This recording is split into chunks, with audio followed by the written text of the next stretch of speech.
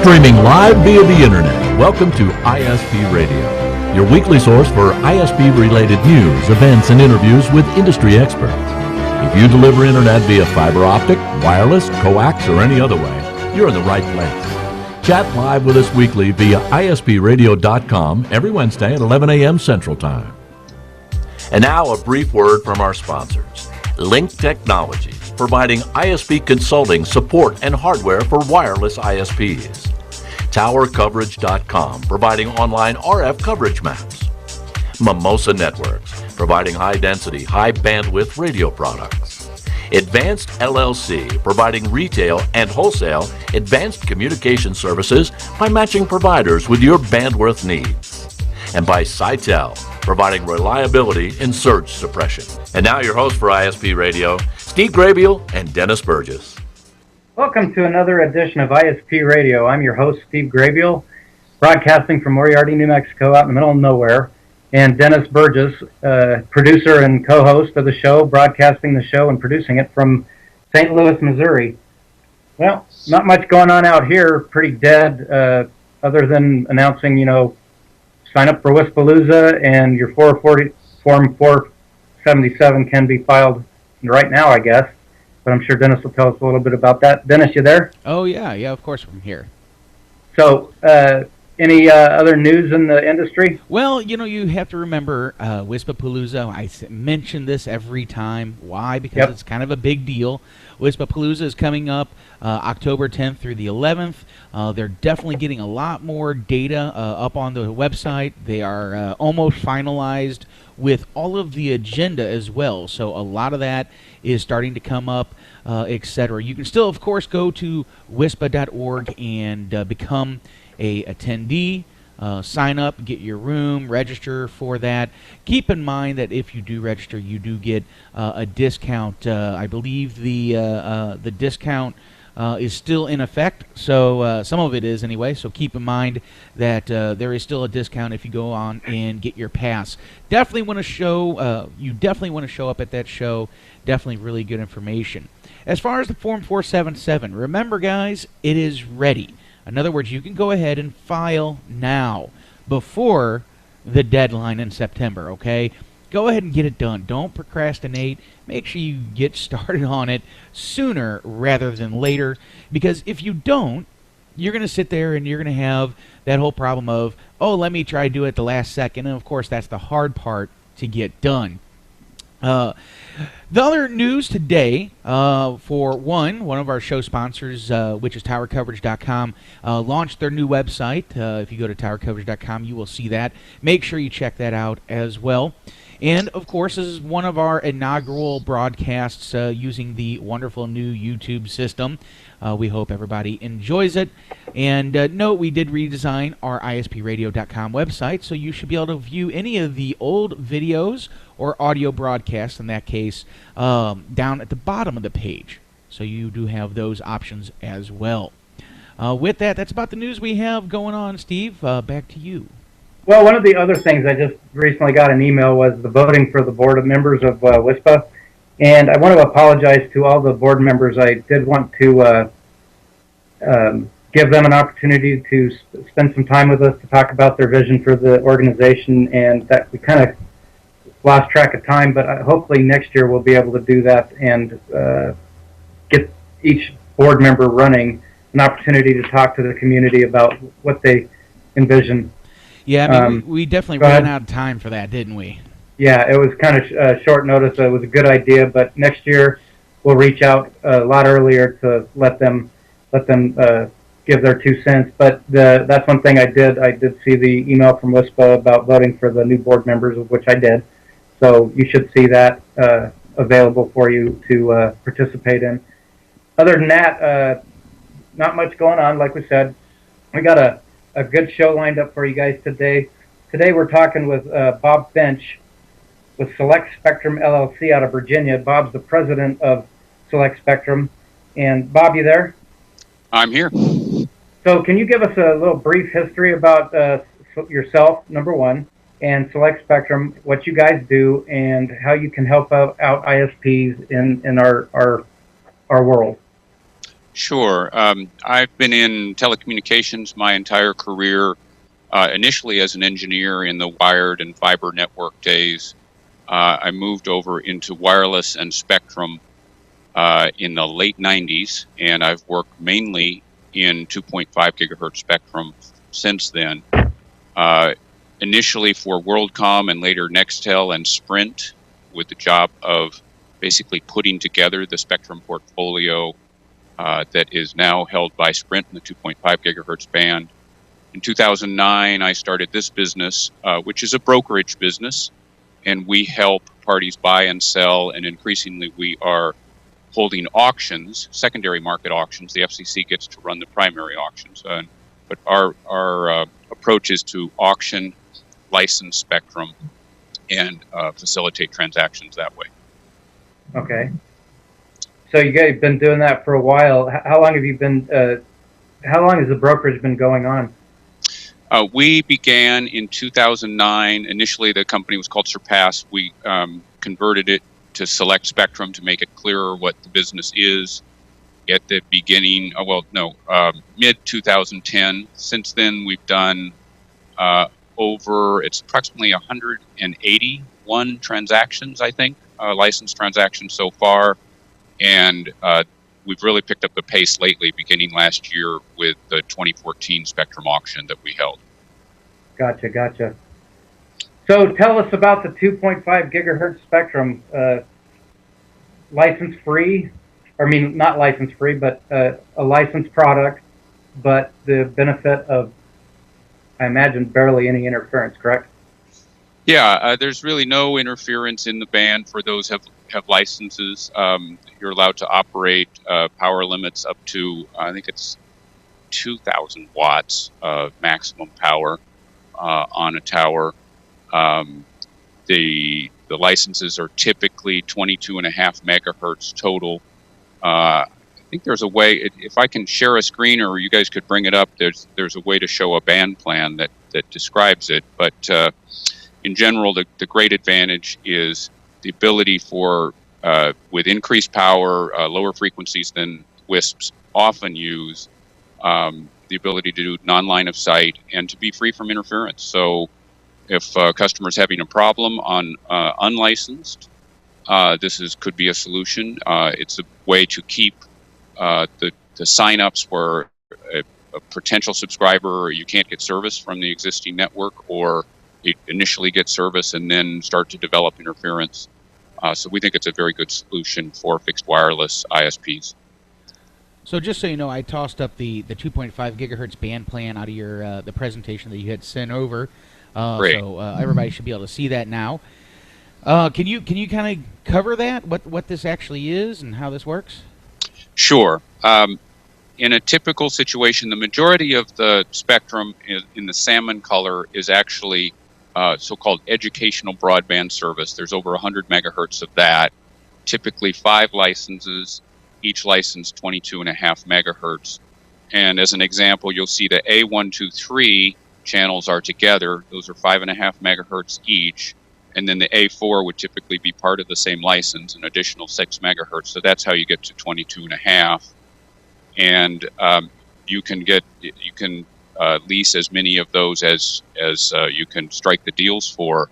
So the potential is to have over 100 megahertz just on the educational. The commercial tends to be more.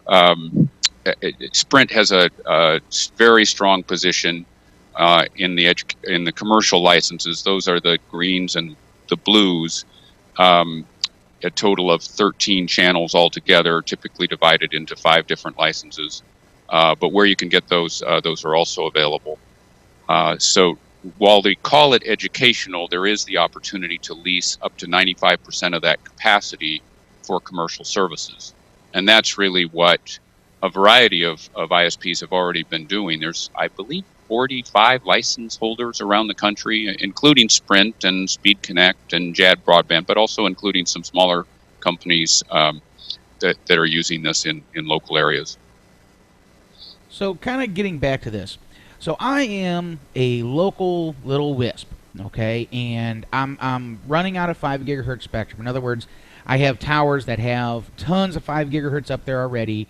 I'm starting to simply run out of spectrum, which does happen. Now all of a sudden, you're telling me that I may be able to get the 2.5. Now, the way I understand it is educational services, so educational institutions, I should rephrase that, they purchase the licenses, and then they can resell up to 95% of that back to a commercial entity in those cases. Is that correct? Yeah, it's very close. First of all, they were issued years ago, these licenses. There's been a freeze for quite a while to educational institutions. At the time, we thought it was for educational television. And, it's really become now for broadband. Typically, the educators don't have the money to build themselves. So they hold the license. They are allowed to lease capacity on the license to commercial entities. And then typically the commercial entity is required to reserve a small portion, 5% of the total capacity, for educational use. So you could go to your local school or college if they have a license and say, hey, I'd like to lease this from you. What our auction does is try to organize that in a much larger way. We've found that schools typically don't really understand what they have. If somebody approaches them, they're not sure what to do. Select Spectrum has a lot of experience in doing this. We're out there communicating and describing what we do to the schools. And we've raised a lot of money for schools and done a lot of leases, so we have a fair amount of credibility. We're going to go to them and say, there's an auction this October. We're bringing multiple bidders. Let us run this process for you, get the best offer we can. And we're finding schools are quite receptive to that approach. So our goal is to sort of take the guesswork out of this for the school and also for the bidders. We will provide the information. We'll provide some guidance on what valuations they can think about. And we'll describe the capacity of the license, the location of the license. So we're trying to form a marketplace where the information is flowing and where it can be a fair transaction, but typically for a lease, not a purchase. Okay, so you're going to lease this spectrum. So first off, where are these licenses? Because I know it's not the whole country. Not everywhere has capacity, right? That's true. So if you want to look at our target, we sent was on, I believe, slide 7 that I sent over. Perhaps you can put that one up. Yeah. We'll get that. So these are the targets. There's an FCC database that we use and analyze, and based on that, these are the licenses that do not show an existing lease in the FCC Universal Licensing System database. And so because of that, we believe that they should be available either immediately or over the next several years for lease. And the reason we say that is prior to 2005, the maximum term allowed by the FCC for a lease is 15 years. And really, it was the very beginning of 2005. So we expect, and those anything leased prior to that won't show up in the database. Anything without a lease won't show up with a lease in the database. So this is the group of licenses that indicate there's no lease or any existing lease would be expiring over the next several years.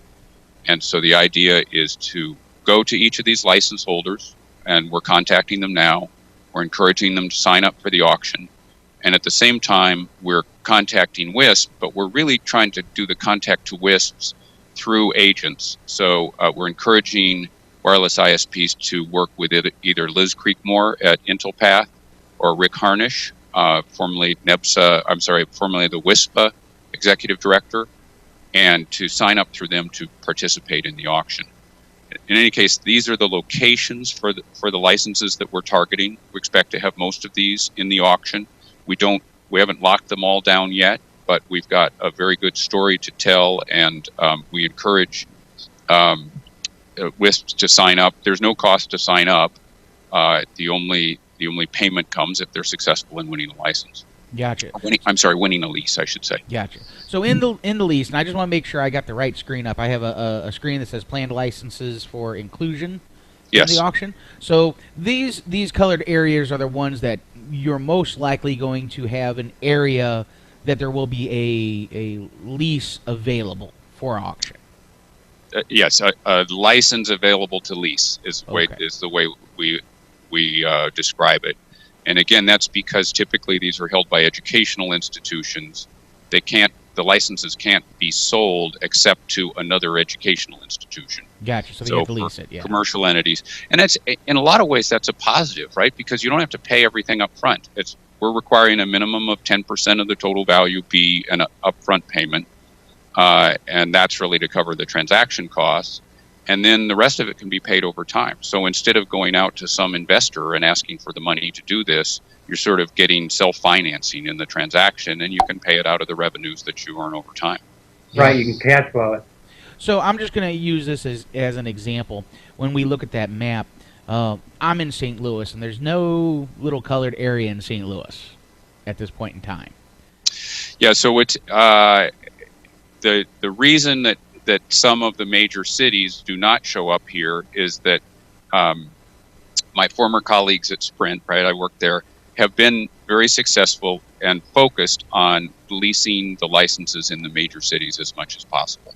So and in general, the cost of that is very high in any case. So that I think that this is, in terms of the ISPs looking at this, it's going to be more successful in the smaller markets, in the more rural markets. Number one, it's more affordable, and number two, there's more spectrum available in general in those smaller markets. Now, I do want to mention there's also a process going on at the FCC where they're talking about expanding some of these licenses. So if there's an area that's unlicensed, and I think you can see that on the slide number 3 that I sent you. So this is a Champaign, Illinois license.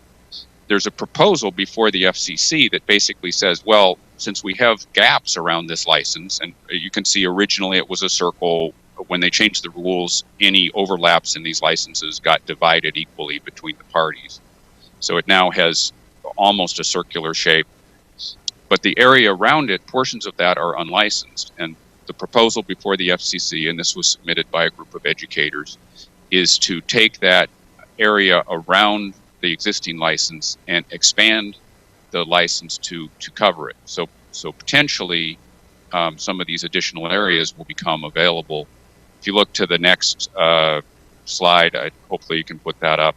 We just recently helped Mississippi EdNet, which was a consortium of educators in Mississippi, lease their licenses, or 55 of them altogether, to Speed Connect, which is a primarily licensed fixed wireless ISP.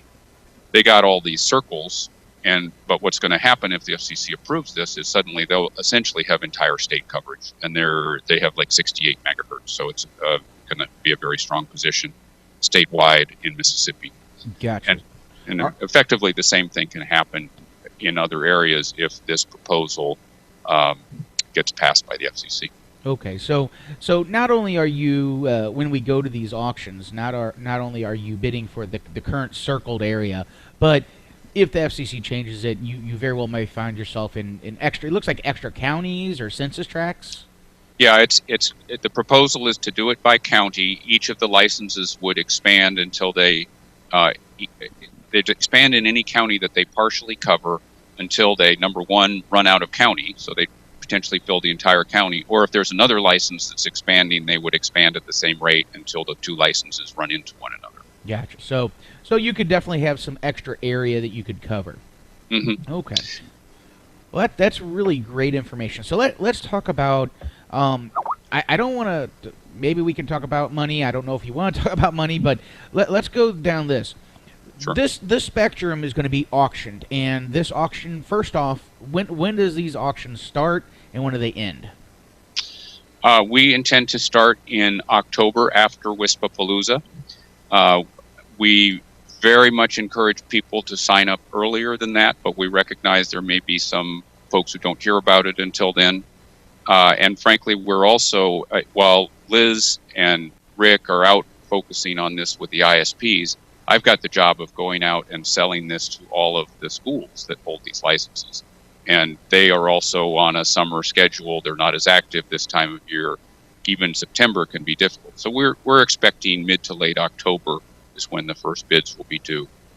I think these negotiations, then from there, it will depend, right? Is if the parties get several bids and they're close, there may be a second round in the auction.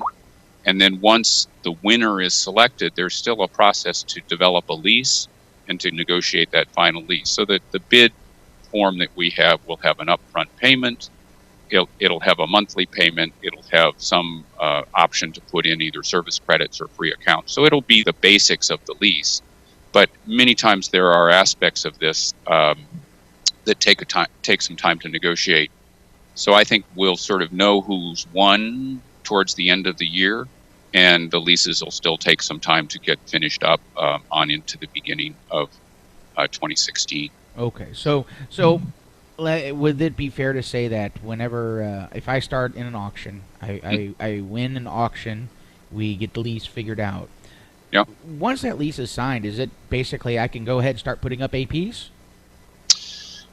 There is a requirement that the FCC approve it. That normally is done overnight. And then there's potentially a 40-day waiting period where it all becomes official and non-challengeable.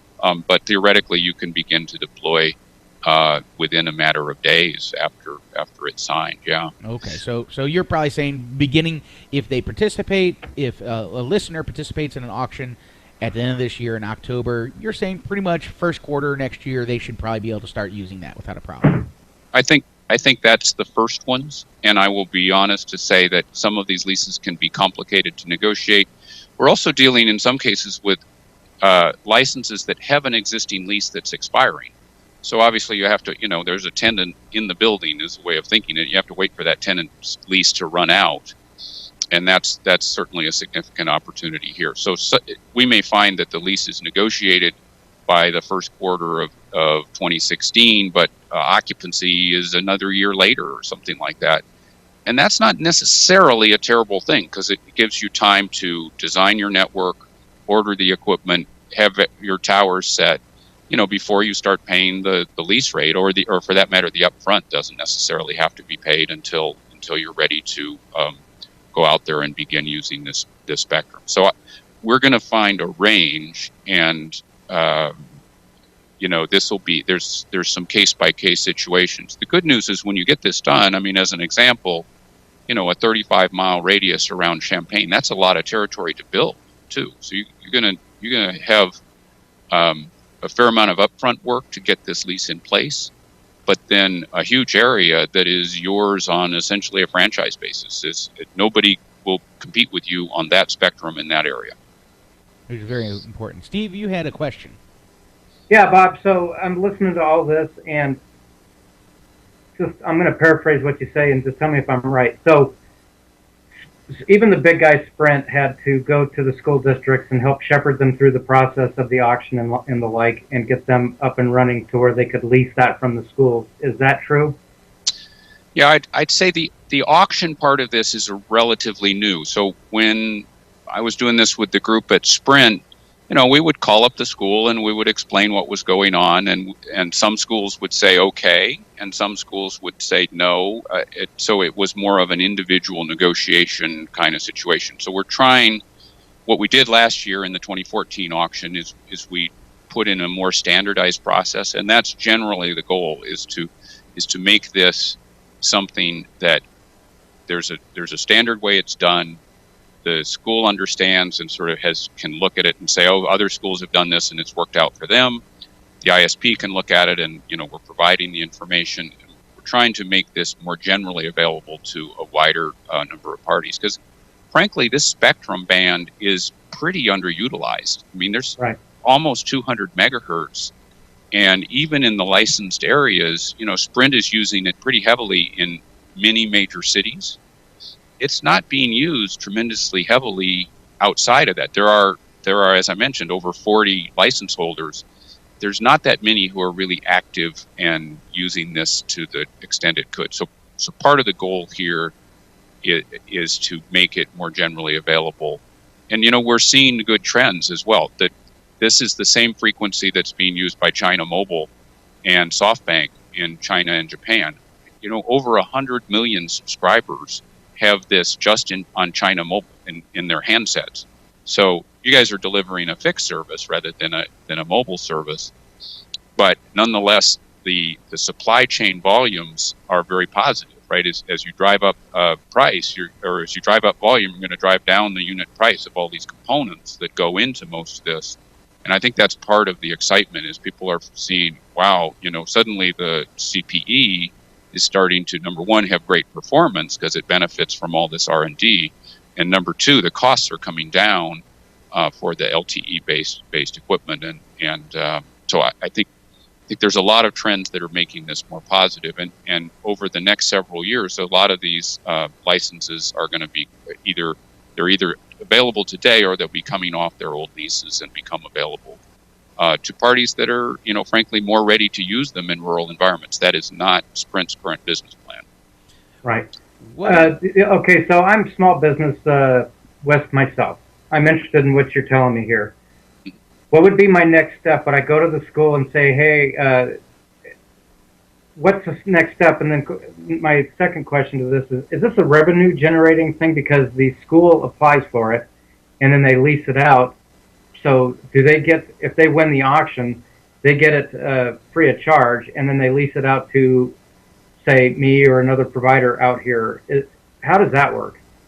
So the schools that have the licenses were issued them long ago, but it is a revenue generating issue for the school. So the school wants to receive, and we can talk about the, kind of an example of what the dollar valuations are for this. So yeah, the school wants to receive payment for the use of their spectrum. That's the incentive, the main incentive we have to get the schools interested. The auction that we're talking about is really a competitive process for the school to get the best bid to use their license. Now, you can go directly to the schools, and you can search through the ULS database, and you can try and figure this out on your own, and you can go directly to the school and you can try to get them to lease. But what we're dealing with now is kind of a lot of that's already happened. Sprint's been in there. If those schools haven't leased before, it's not particularly likely that they're going to lease now. And if you just show up at their door and knock on the door and try and explain. What we're trying to do with this auction process is be able to go to them and say, we've run a competitive process. Here's a qualified bidder.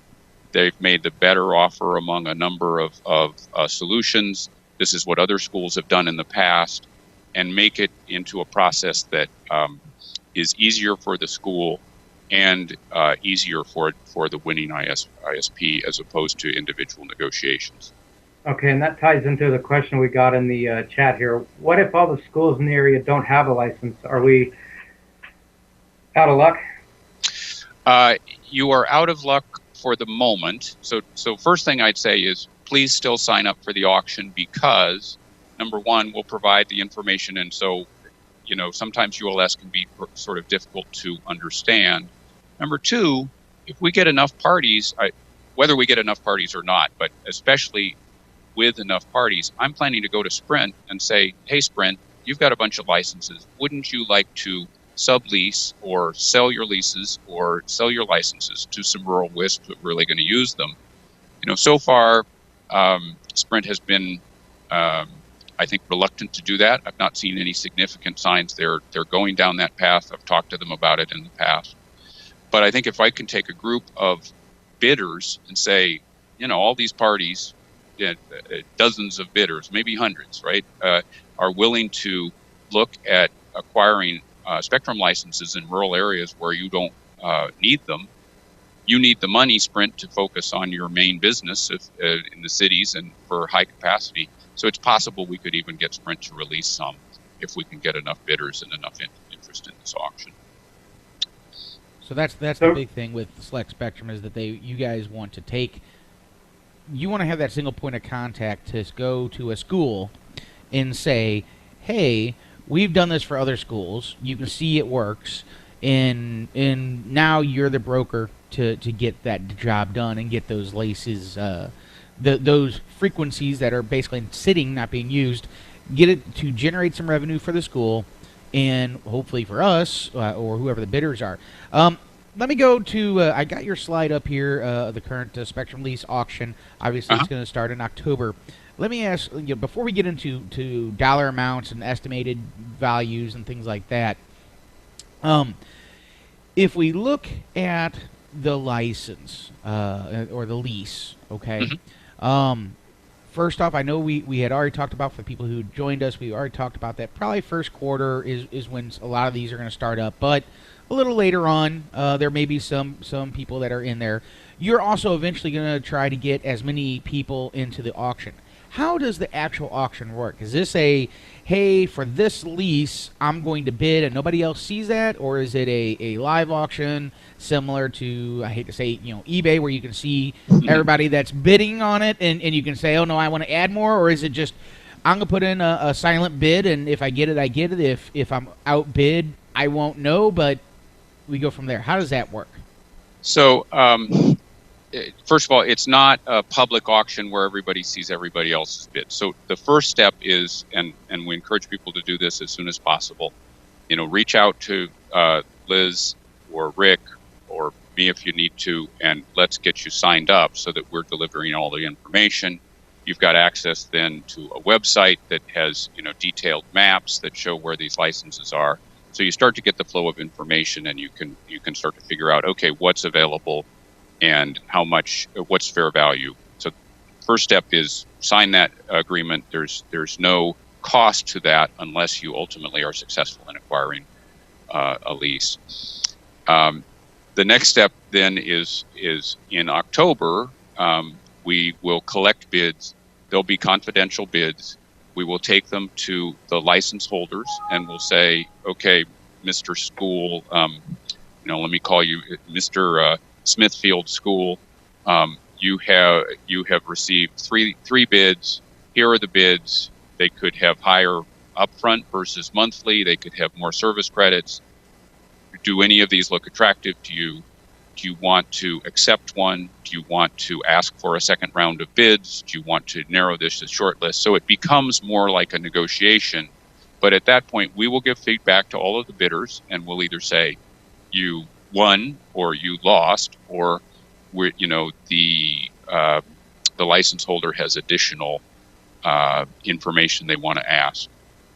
So it is an auction-like process. I will admit it's not a true public auction process, but it's intended to facilitate the transaction and give the school the confidence that they're getting the best opportunity, and that they've given all of the interested parties an opportunity to bid on the spectrum. But many of these are public entities. School personnel tend to be very conservative. They're always very concerned about, are we handling this in a fair way? And by managing it in this process, we found that it takes away a lot of those concerns. It makes it easier for the schools. We help them through the process as well, so they, number one, understand what they have, and number two, feel like they're managing it in a professional and non-discriminatory way. Well, Robert, I got another question. So in my area here in New Mexico, I believe the University of New Mexico has the 2.5 gigahertz spectrum. Mm-hmm. And not sure if anyone's leased it out or anything, but I'm east of Albuquerque, mm-hmm. and there's a couple of Moriarty Municipal Schools are out here, Estancia Valley Schools are out here, and I'm pretty confident that they have no idea that this is available to them as a revenue generation plan for them. And so I'm listening to you and understanding what you're saying, and if they're a school district, they have the ability to go to the FCC and say, we want our share of the 2.5. Is this where if I'm interested in this and going forward, I would go to the school, hey, this is Bob, he's done it before. This is a way for you to generate revenue. And Bob would help shepherd them through the process of obtaining their own spectrum in the 2.5. Is that how that works? I'd say not today. And what's happened is that for the last, I think, 30 years, there's been a freeze on new applications. So there's an existing 2,200 licenses that have been issued to schools. Of those, the majority have been put under long-term lease, but there are about 500 that are shown on the map that we showed earlier that we think are going to be becoming available, and we're working to make available. If there's areas in New Mexico or any state that are not currently licensed, then that's the process we talked about of, number one, the FCC may expand existing licenses. So that could provide some additional area that you could lease. And number two, the proposal would be that the any county that has no existing license for a particular frequency, there would be an opportunity for the schools to apply. So that's a proposal. It hasn't been approved by the FCC. There's been versions of it that have been kicking around for quite a while, but it's obviously consistent with trying to extend broadband to rural areas. And there are something like 900 counties, and the possibility, when you count the number of licenses available, potentially 4,000 applications that could be made around the country if the FCC approves it. So we're saying step one is the auction, get what you can through this process. Step two is, at some point down the road, we expect the FCC to open up, and then, Steve, you would be able to go to your local school and say, okay, on such and such a date, let's say it's March 1st, 2016, Mr. Local School, you can try to be the first to apply, because the proposal is a first come, first serve to get a license or a group of licenses in your area. So that is sort of phase two, and we certainly think that the auction is more attractive because of that. You know, if you can get partial coverage today, you may be able, of the areas you want to serve, because not all areas are licensed or not all licenses are available for lease. Then in the future, if the FCC approves this, you could pick up the rest of the area. And you know, you're already in the technology, you've got the LTE thing going, and you sort of have a better understanding of how aggressively you should pursue this if you're partway in at that point. So in my particular instance, if I'm interested in getting involved in this, and I saw your little map, it looked like Albuquerque was included, and that's probably the university's footprint.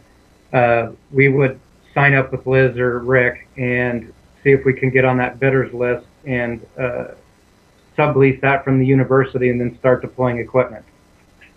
Yeah, I understand now. That's you're right on track. It would be direct lease. A sublease would be a situation if somebody else already had the lease, and then you could lease from them. But which is also part of the possibility here. But that's what we're trying to do, is as much as possible set up the direct lease from the license holder to the ISP.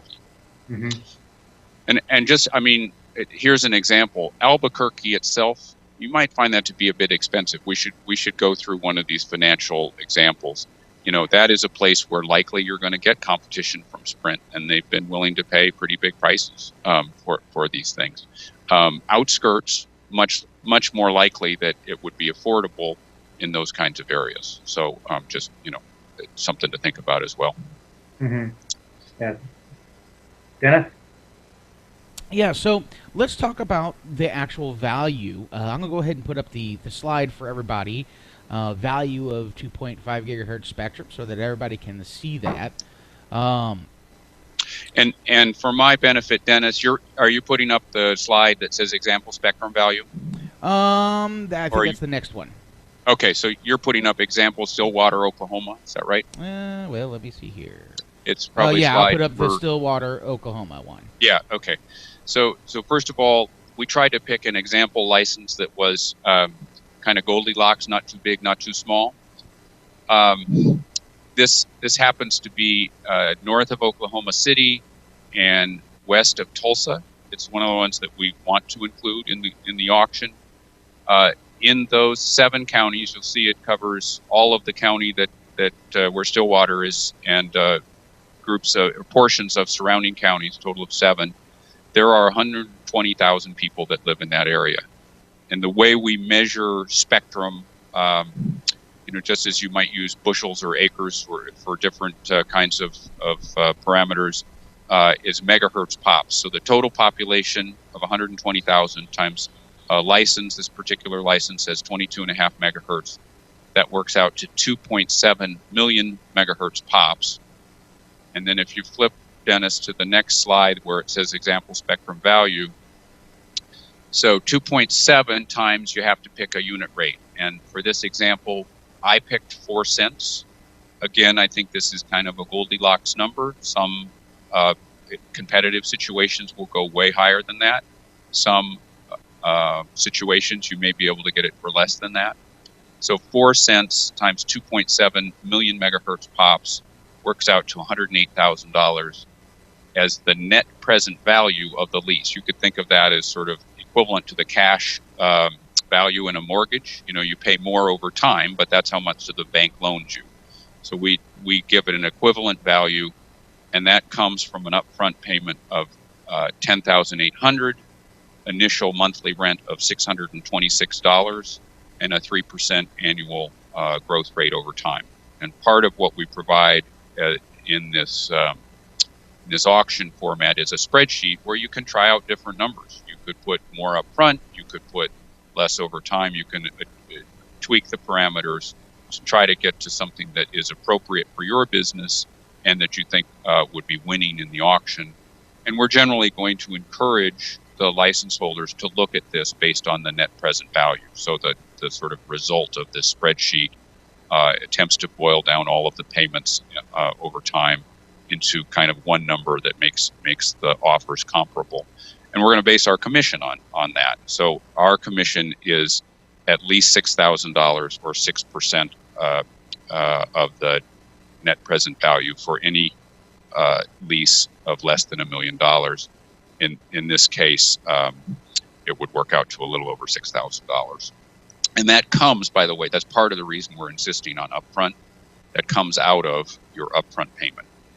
So that's, you make an offer, we present it along with the other offers to the license holder, and they decide whether they're going to accept it or not. There's no reserve prices, there's no guarantees. It becomes more of a negotiation, but this is a process of facilitating a good start to a negotiation in a case where it's been hard to get license holders to make decisions. They don't understand what they have, they don't understand what it's worth, and this one of our biggest role in this, just as I'm having Liz and Rick work with the ISPs, my job and Select Spectrum's job is going to be to work with the license holders to help them understand, to realize they're getting a fair deal, to look at our track record, and to make a decision and to basically be willing to sign off on the lease. Gotcha. Okay, so we're saying basically in this particular case, you base the price is based, if I go back here, the price is based on how much megahertz is available that they're selling at one that they're going to lease versus the possible population that's in that area. Right. And that comes up, and you do the math, and in this case, it's $108,000. Now, let's say I want to pay $108,000, but let's say somebody else like Steve comes in and says, "Hey, I want to pay $120,000." Now, is it obviously the school would be presented with both? Is there an opportunity given to me to say, "Hey, I was a low bidder. They're still interested. You need to bid higher"? So that is really a decision that the school is going to make. We will be involved as the advisor to the school, right? If the school signed an agreement with us, we're going to say, okay, you got these two bids, and your choice is to accept either of them, they have flexibility. In general, though, in a situation like that, I'd say, listen, Mr. School District, you've got two good bids. Maybe you should give each of them a chance to see if they want to improve their bid. Ask them to submit a best and final.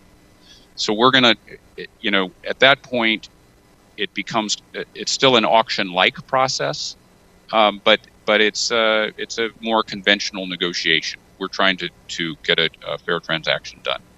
And I guess I am, part of the reason I started this business, I ran the group at Sprint. We did hundreds of these transactions.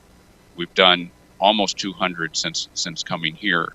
I am leveraging a reputation of, okay, try to be fair, try to come with a logical way to get transactions done. That's what we're about.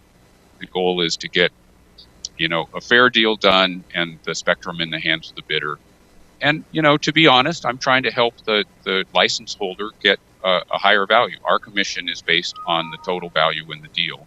And so it's better for us if number one, the deal gets done, and number two, it goes for a higher value. Sure. Right. Now, how long? So if I'm going to pay $108,000, I know there's an initial monthly rent. Right. How long are these licenses good for? Is that all negotiated, or? Well, the maximum lease is 30 years. And where they typically are structured is there's initial term between 5 and 10 years. And then at the end of that, there's a one-way option, which means that you as the lessee can decide you want to extend, in which case you just send a letter to, or you may not even have to send a letter. You may automatically extend if you choose, unless you decide not to. You send a letter and say, we are renewing, and so you get another 10 years, and you could keep doing that for a total of 30 years. That's the typical structure. If you decide you don't like it after 10 years or 5, whatever your initial term is, you could say, well, thank you. I've enjoyed being a tenant, and the lease is ending now. And at that point, the license holder would be free to lease it to a new party. So really, you're in control is the way to think of this, by paying $626 a month. By the way, the 108 is just sort of an evaluation. It's not. It's a theoretical number. The real number is $10,800 up front, $626 a month, and then that $626 would grow by 3% a year in this example. And I want to emphasize the WISP gets to decide. We've made a suggestion as to what an example value would be, but they get to decide what they want to bid. And the only real requirement is that the upfront payment has to be at least 10% of the total value. Other than that, they're free to bid however they want. Gotcha. We got a question in on the chat saying, can we get a copy of the map? Number one, yes, you can get that from either Liz or Rick. I believe it's also available on our website. If you look at selectspectrum.com, and on the left there's a tab for Spectrum Lease Auction. You can see it there. So yes, we're glad to do that. And over time, we're going to be making this. We've got a beta version of the website that provides information and more information and the ability to zoom in. But we really encourage people to sign up early, and you'll get all of the information as soon as we can make it available about what's going to be out there. Dennis, you want to address the comment from Rick? Yeah, he's just saying that the $108,000 is the total value, and yes, that is, but you still have to make the payments. What they would do is take the $108,000, you make your down payment, and then whatever is left based on the length of term, so either 20 or 30 or however many years you select, that's how they would base the monthly payment. Would that not be correct? Yeah, I think net present value is a concept that just sort of says you discount the future payments over time so it's a comparable. What the proposal here is that the party is signing up for a lease that is specifically $10,800 up front, $626 a month, and that $626 is going to grow by 3% the first year and 3% more in the next year. So it's really better to think of it as a lease and kind of what can you afford as a lease. The 108 is a comparison that's sort of more relevant for the party that is trying to compare two different proposals. Gotcha. All righty. Let's see here. I know we had some other questions. So you sign up. I'm just kind of going through some of these other questions that's kind of popped up here.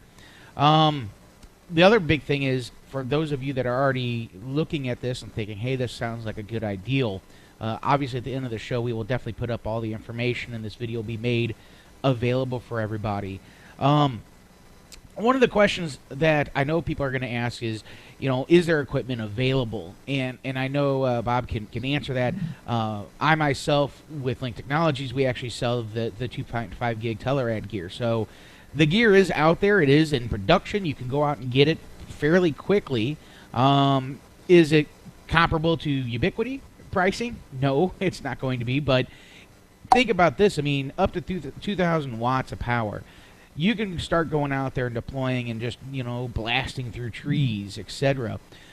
Because you have that, and you have some type of protection. And I'm going to make sure I ask this, Bob. Is there's a process with the FCC that if you think you're being interfered on this frequency that you're leasing, there's a process with that. You have legal recourse, correct? Oh, absolutely. I have to confess I've not heard of anyone having to invoke that, so I don't know the specifics of the process. But yeah, the FCC Enforcement Bureau, I understand it's getting tougher, and when they find parties transmitting in frequencies that they are not authorized to do, I understand there could be, shutdown, obviously, order and significant fines. So, yeah, I've not heard that is had to be invoked, but it's there if you need it. Right. To answer the equipment, or go a little bit further, yeah, I think because, first we had a variety of proprietary standards, then we had WiMAX, and the WiMAX gear is still available. In fact, some of the proprietary gear is still available. But now, the big push that I'm seeing among the commercial operators is moving to fixed LTE, and the cost of that has been coming down significantly. Oh, yeah. Yeah, this is very similar, like with the Telerad gear that we sell. It's definitely it's identical hardware. It's LTE, and it's very easy. Whenever you compare it to the 365 versus the 2.5, obviously you have all your benefits of having a licensed spectrum, which is really a beautiful thing. Alrighty, well, I tossed up here all of your contacts for follow-up up on the screen, and of course, I'm sure this presentation and other comments are all going to be available at your website as well.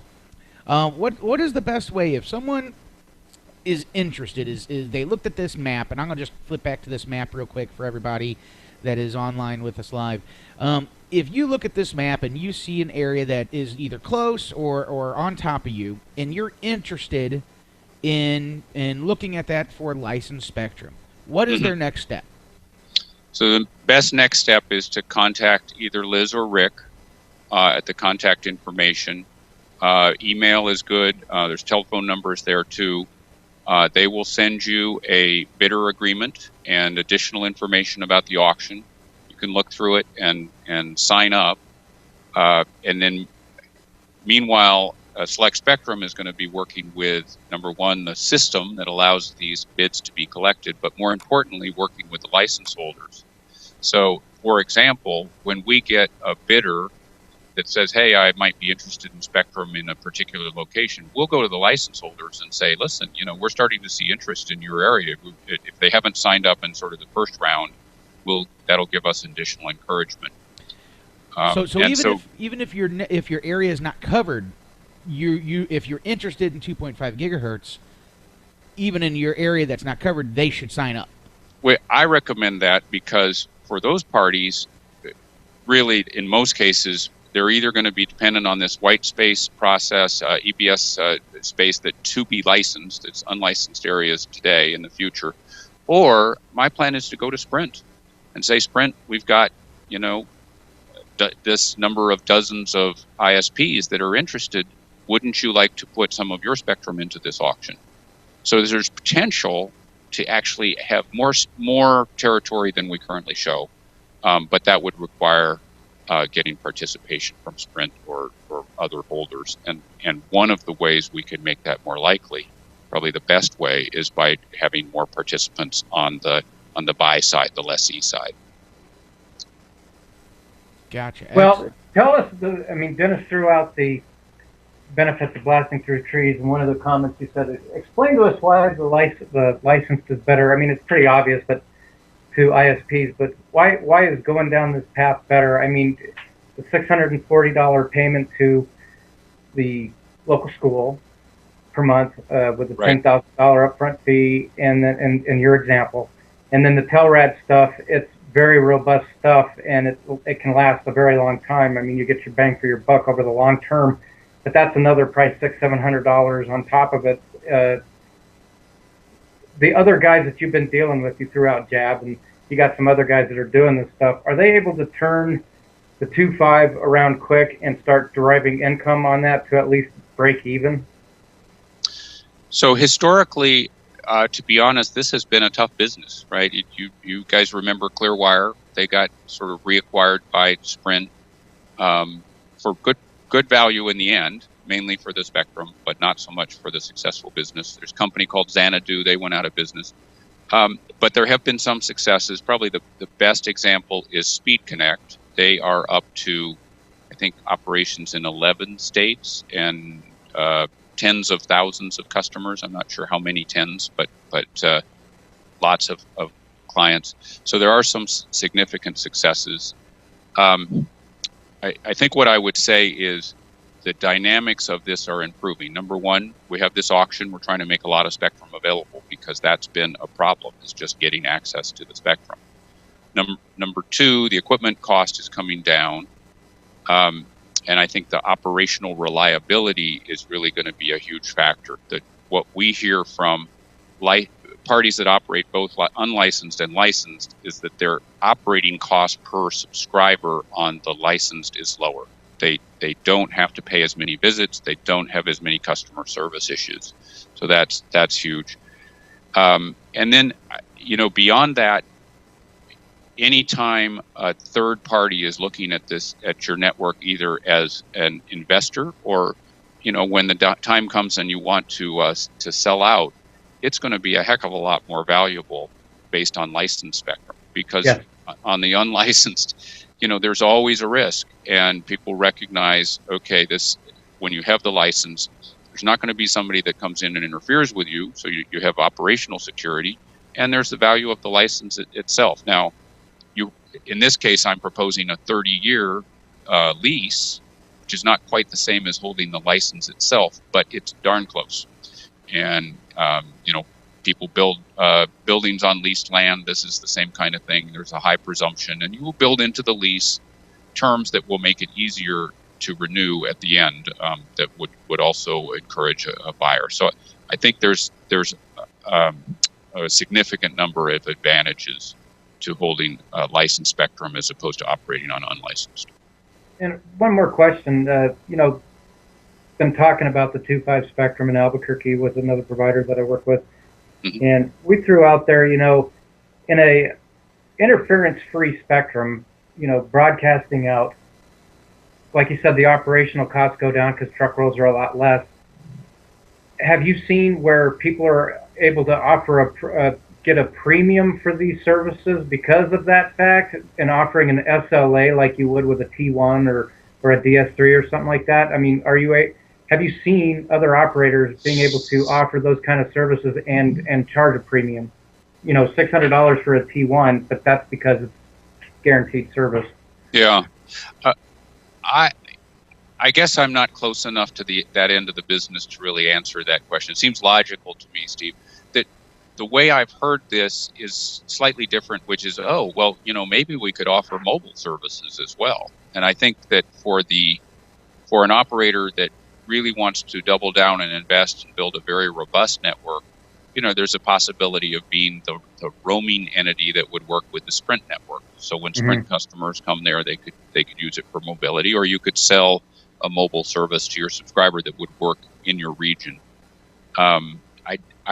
It makes sense to me that you would be able to sell a more reliable service, how that would be, I think that would sort of go with the overall impression of your customers. Do you sell a good service, or do you sell a sucky service? Right. Dennis, any insight into my question? Well, yeah, I mean, first off, the way I look at it is you have a licensed band that you're operating in. It's your band. No one else is going to be in there. So one of the big problems that we as wireless operators, fixed wireless operators, have is that we have the issue of, hey, what are we going to do with this this frequency? Okay, what are we going to do when we get interference? Things like that. And that's really a big thing. That's really a really big thing. How do you take that interference-prone issues, or how do you take the issues that you get with interference? And now all of a sudden, I'm just going to toss out a number, $600 a month, okay, you toss those issues to the side. And that is a huge, huge advantage. And yes, you get into the LTE gear. Yes, you get into this other type of gear. And now you're using big, robust pieces of hardware that have a proven track record.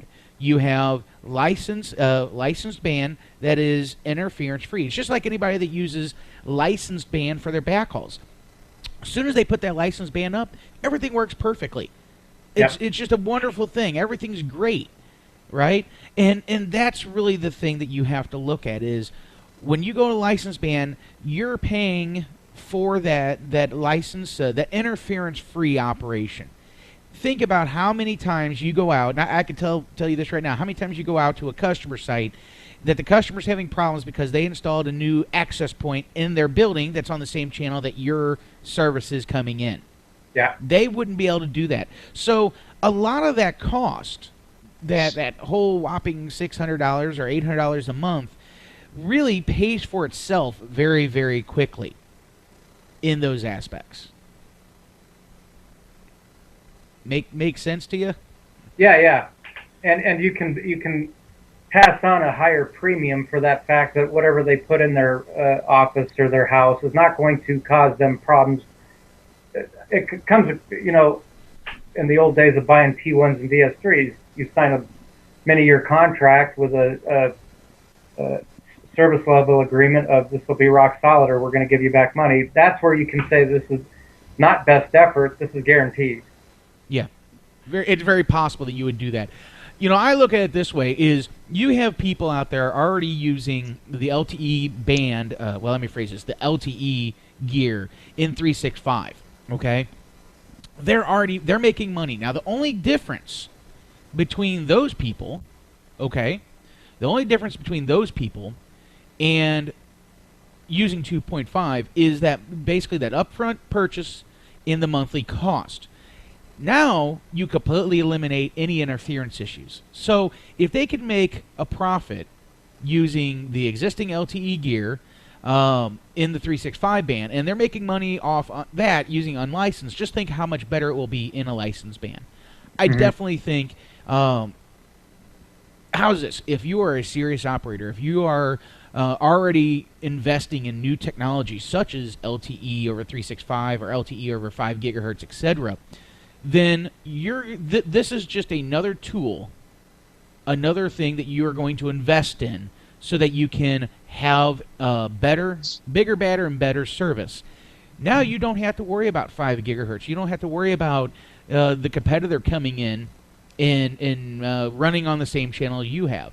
And we see this in even some rural areas. We see a number of operators where we have 3 or 4 operators all in the same geographic area because the area has been underserved and it's out in the middle of the sticks. And now you can come in and go, okay, yeah, not a problem. They're WISPs, I'm a WISP too, but guess what? I have licensed spectrum. My service, they can't interfere with. And guess what? My service is going to be better because my service is now controlled. The quality of my service is controlled directly by me. It's not just somebody that goes out there and puts up an access point and all of a sudden knocks, your backhaul or your access point off air. Yeah. So definitely lots and lots and lots of options here. Dennis, if I could just quickly make a comment on 365 and soon 355. A big issue with that is the carriers, Sprint, Verizon, AT&T, they're looking at that band as their new Wi-Fi hotspot band. Oh, and, they're going to, whatever level of interference exists today, that's going to increase dramatically when they start to build hotspots all over the place to offload their licensed network onto unlicensed, lightly licensed, auctioned 3.5 and 3.65. So I think just be concerned about the future path of the 3.55 and 3.65 band. I think it's going to get very congested. Oh yeah, and I'm not sitting there saying that is there a comparison. I'm just pointing out that in the current 3.65 band, people are using LTE and they're making money. Okay, I am right now. Think of it going forward. Now you can get into a licensed band for 20 years that you don't have to worry about anybody else. I mean, that just, to me, I just sit there and I wipe my brow and go, whew, I don't have to worry about these other people anymore. I agree. So, well, with that said, Steve, I think we're out of time. I am going to put up his contacts for follow-up page here for everybody that wishes to take a look at those, copy those numbers down, etc. And, of course, as I said, the video will be available on the website, ispradio.com. Afterwards, I think it takes like 20, 30 minutes to process or something like that, but it will be in there as well. Well, I want to thank Robert Finch for being on the show. He's with Select Spectrum. He's the president of this brokerage firm, and I've dealt with Rick, and I've known Rick, and I've dealt with Liz as well, and I'm after the show, I'm going to sign up just to get on the van, because who knows where this could take me.